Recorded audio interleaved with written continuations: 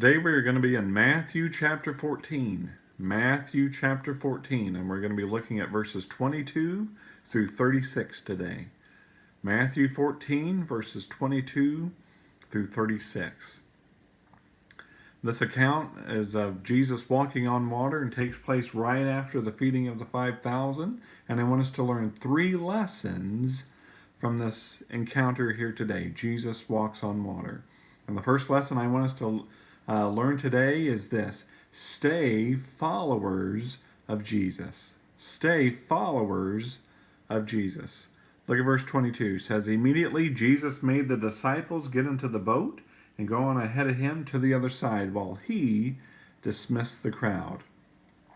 So the disciples followed directions. They got into the boat and they went on without Jesus. They left Jesus behind as he had dismissed the crowd. Look at verse 23. It says, after he had dismissed them, he went up to a mountainside by himself to pray. When evening came, he was there alone, but the boat was already a considerable distance from the land, buffeted by the waves because the wind was against it. That word buffeted means to be tossed or agitated. That word might sound familiar, agitator. We have an agitator inside the washing machine that tosses the clothes back and forth as they get cleaned. So keep that picture in mind. This is what the wind and the waves are doing to the boat, just tossing it back and forth during the storm. And the disciples were in the middle of the storm, in the middle of the night,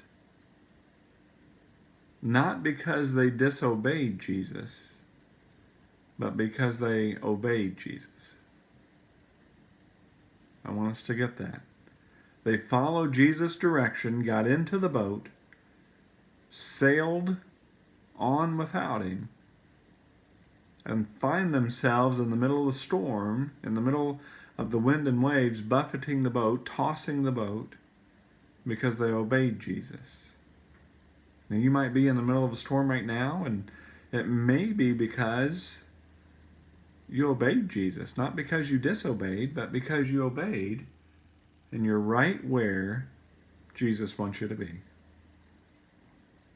So take reassurance in that the storm might be because you obeyed Jesus, that you're following directions, that you're doing what you ought to be doing.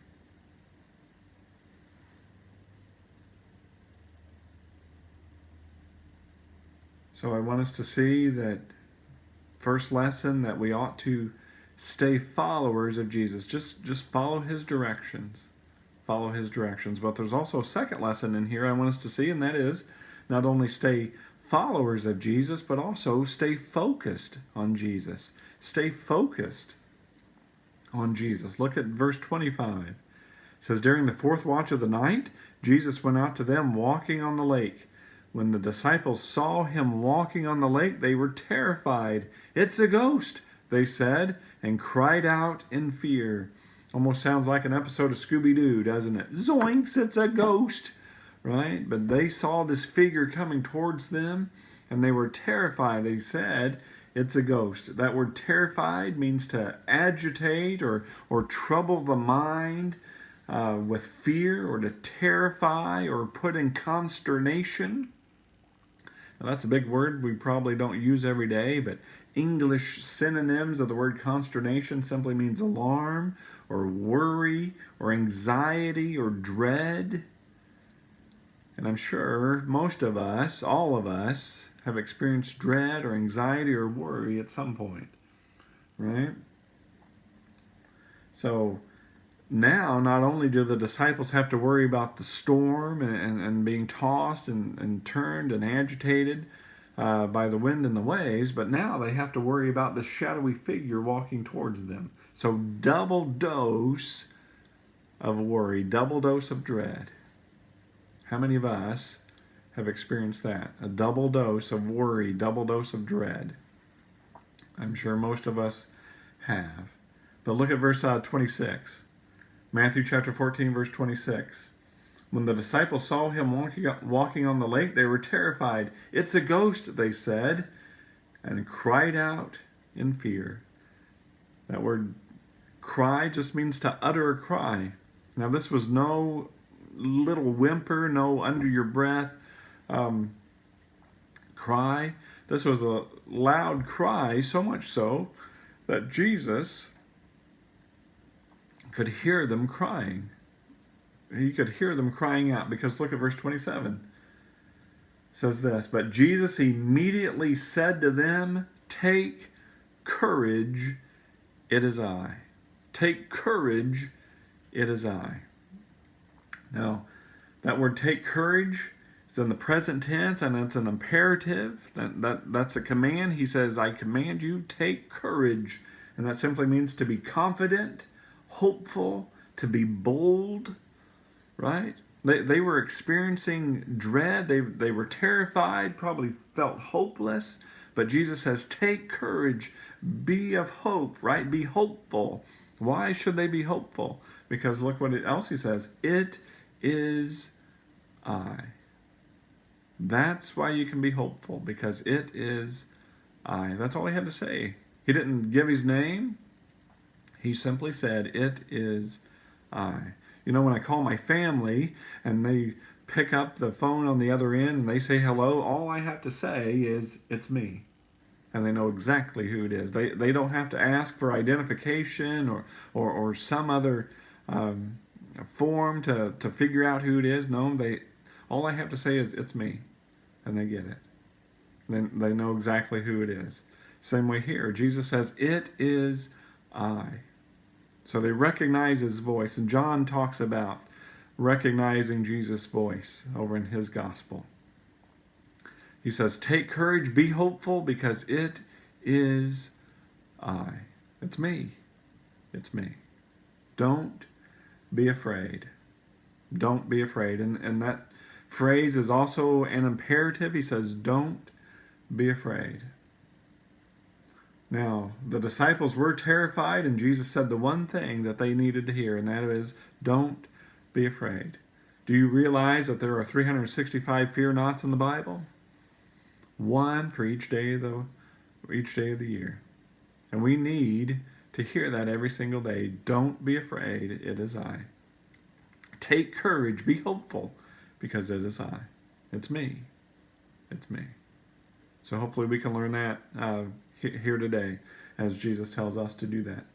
Now, it is still storming. It is still the waves are still tossing the boat back and forth. The wind is still tossing the boat back and forth. But Peter is focused on the voice of Jesus. He hears that voice. Take courage, it is I. He's focused on the voice. Because look what he says next. Verse 28.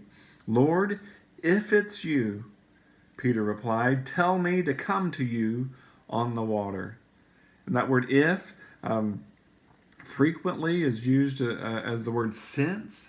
So he's saying, since it is you, I recognize your voice. Since it is you, tell me to come to you on the water. Man, that takes trust, doesn't it? Right? The shadowy figure. I can't really see you, but I hear your voice. I recognize your voice. And since it is you, tell me to come to you. I'm sure that just blew Jesus away. Say, attaboy, Peter. That's the way to trust me. That's what I need for you to do. Trust me. And look at Jesus' response. Verse 29. Come, he said. Come. He told Peter, come on out. Come on out. Then look at verse 29 again. It says, Peter got down out of the boat. Peter got down out of the boat. Now, what do you think the other disciples in the boat are thinking? Like, what are you doing, Peter? Get back in here, right? But Peter was beeline, focused on the voice of Jesus. He said, since it is you, tell me to come. Jesus said, come. So Peter obeyed. He was following Jesus, right? He was focused on the voice. And he got out of the boat, and look what happened. Walked on the water and came toward Jesus. He was focused on the voice of Jesus, and that got him out of the boat. And now he was focused on the presence of Jesus, and that allowed him to walk on water. He was walking on water because he was focused on Jesus. Let me ask you this. Have you ever been laser beam focused on something, so much so that all the world around you just disappeared, and all you could see, all you could think about is what you were focused on? I can just imagine Peter doing that. Just focused on that, focused on Jesus' presence, focused on his voice. Right? Kind of like the horse blinders, right? You put them on so you can't see the things on the side and get distracted, but you're focused on the thing that's ahead of you, straight ahead of you. And Peter was focused on Jesus. But look what happens, verse 30. But when he saw the wind, he was afraid. But when he saw the wind, he was afraid. Now, we can't see the wind. We can see the effects of the wind, but we can't see the wind. So that's an interesting word there, that he saw the wind and he was afraid. For a split second, Peter took his focus and his attention off of Jesus. And the wind and the waves and the night and the situation came flooding back in. And he was afraid. How many of us do that? We're focused on Jesus maybe for a little bit, but split second we take our focus off him, we take our attention off him, and suddenly the world and all its worries and concerns and situation come flooding back in, and we're afraid again. We're afraid. And when that happened, verse 30 says, Peter began to sink. He began to sink. And he did the one thing that he could do. Look what he does. Verse 30 again, he cried out, Lord, save me. Lord, save me. Again, he was focused on Jesus, right? He had the mindset enough to focus on Jesus and say, save me. He cried out, right? This is the second time Peter's cried out tonight, right? He said, save me. 3 words.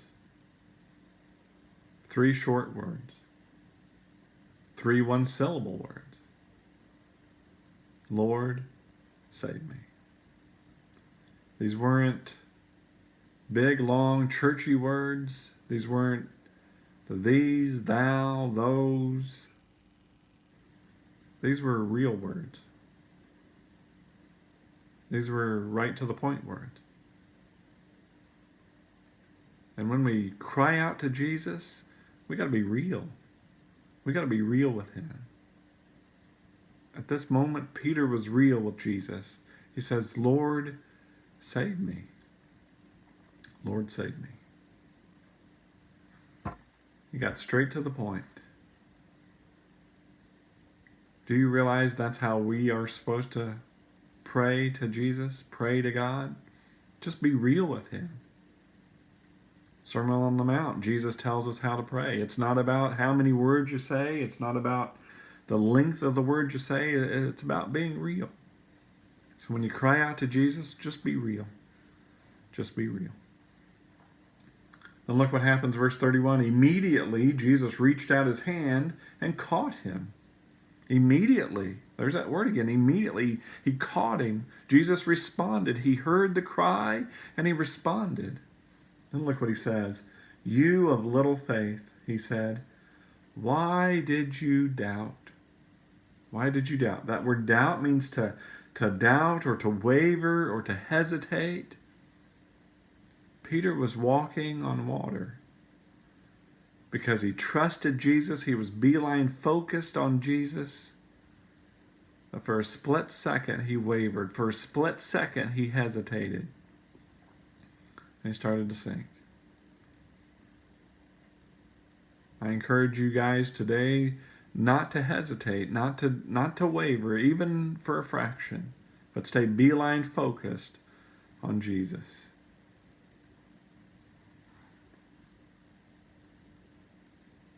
So we've learned so far that we should stay followers of Jesus, just simply follow directions.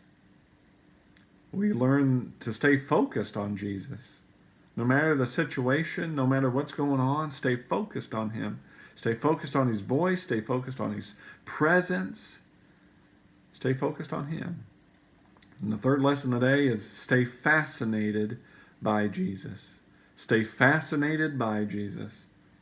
And fascinated by that, I just mean captivated or riveted, because there's so much we can learn about Jesus. And we can learn new things about Jesus every single day. And Peter and the other disciples learned something about Jesus that day. Look at verse 32. And when they climbed into the boat, the wind died down. No more tossing, no more agitating, no more wind, no more waves. Calm down. And look what they say. Then those who were in the boat worshipped him, saying, truly you are the Son of God. Truly you are the Son of God. Do you think at that moment the disciples were thinking, man, disease, demons, or fever, or paralysis, or whatever it is, wind, waves, man, is there anything you can't do? Is there anything you can't control? And the answer is no. Jesus can control it all. Jesus has seen it all. Jesus has healed it all. Do you realize if you're keeping score, Jesus is 2-0 against the wind and the waves? Earlier in Matthew, they're caught in another storm, but Jesus calms that storm with simply a word. Jesus can do anything.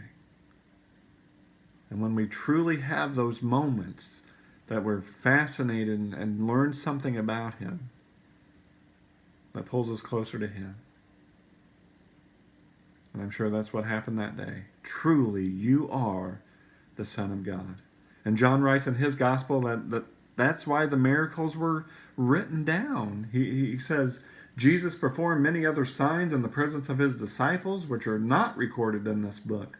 But these are written that you may believe that Jesus is the Christ, the Son of God, and that by believing you may have life in his name. That's why they were written. Not for the show, not for the spectacle, but so that you may know that Jesus is the Christ, the Son of God, and that by believing you may have life in his name. So as we go through this time, just stay followers of Jesus. We may not understand what he wants us to do, or we may not get it, but just follow directions, follow his directions.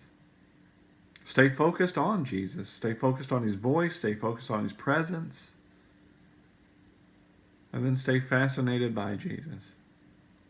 Learn something from him every single day. Then look what happens at the end of this passage. It says, when they crossed over, they landed at Gennesaret. And when the men of that place recognized Jesus, they sent word to all the surrounding country. People brought all their sick to him and begged him to let the sick touch the edge of his cloak. And all who touched him were healed. Jesus has seen it all. Jesus has healed it all. He can do anything. So trust him. Let's pray.